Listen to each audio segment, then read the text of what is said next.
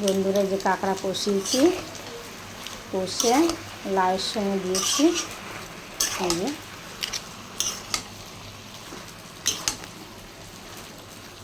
এই যে বন্ধুরা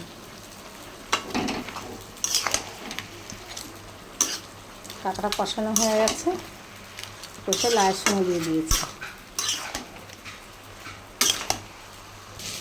এই যে লাউয়ের ঘন্ট হয়ে গেছে, এবার একটুখানি ভাজা মশলাটা দিয়ে নামিয়ে দেবো।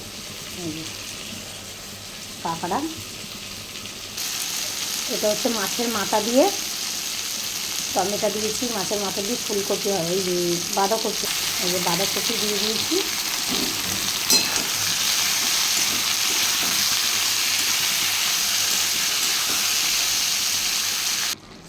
বন্ধুরা কপি হয়ে গেছে, আর একটুখানি ঝোলটা হয়ে গেলে দিয়ে দেবো। এই যে কপি হয়ে গেছে, এবার নামাবো। এই যে মাছের মাথা দিয়ে করেছি, নামিয়ে দেবো। এটা তো লাউ কাঁকড়া হচ্ছে দেখিয়েছি আগের ভিডিওতে।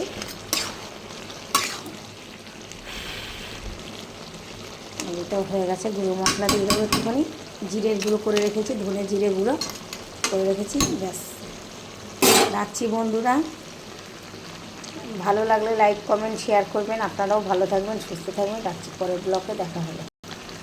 আর বেশি কিছু করিনি আজকে, দুটোই করেছি মেনু, এটা দুপুরে।